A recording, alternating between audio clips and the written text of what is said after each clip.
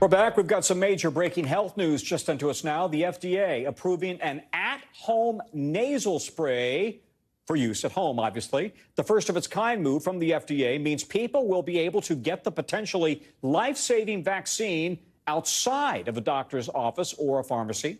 It's the first time we've ever seen something like this and could change the future of vaccines for all of us. Let's bring in Dr. Vin Gupta, who is from the University of Washington. Dr. Gupta, talk about the significance of this move from the FDA. How many people will potentially use this at home, this nasal spray, over going to the doctor for your yearly vaccine, your flu vaccine?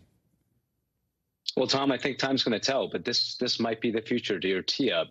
We're not just seeing this for flu. We're seeing this for COVID flu. Maybe there will be an intranasal vaccine for both of them at the same time, through one medication or one vaccine platform before long. So this is a huge development for those that don't like needles, for those who can't find a vaccine appointment in a retail pharmacy. It's really difficult, Tom, as you know. We've talked about this in the past to even get an appointment for a vaccine. So the fact that you can do this at home, those 2 to 49 years of age, if you're under 18 with a caregiver supporting you, self-administered, just a click of the button online and it'll be delivered direct to your doorstep from an online pharmacy. Huge advance to access.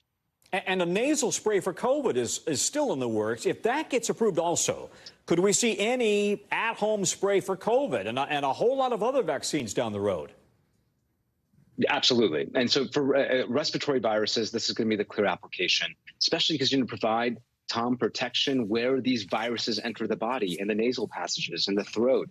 And so it makes a lot of sense clinically that if we can do more vaccines intranasally for COVID, for flu, for other respiratory viruses like RSV down the road, and you just have to inhale it, one, you can spare people the unpleasantness of an injection, and two, it's way easier.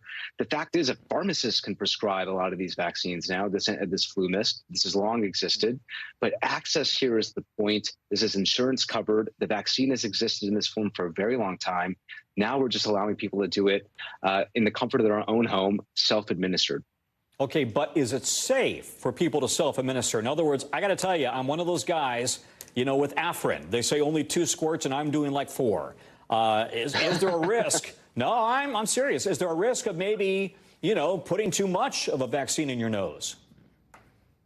There is, and so you have to follow instructions. And so it's one spray in each nostril, and we have to be clear on that there are instructions. The FDA expects that somebody 18 years of age and older that's going to do this will be able to follow those instructions. It's going to be graphical in format so you know what you're doing. Again, for those under 18, caregiver has to help with administration. But yes, if not used properly, there is risk that you might cause unintended side effects. The fact is, though, that flu mist is well tolerated. Low-grade fever is really the only side effect that we've seen. So it's even better tolerated sometimes than the injection site soreness that we all experience to some degree from our shots. So this is good news. Yeah, absolutely. From outside Seattle, Dr. Vin Gupta, thank you, Doc. We appreciate it. Good info. Thanks for watching. Stay updated about breaking news and top stories on the NBC News app or follow us on social media.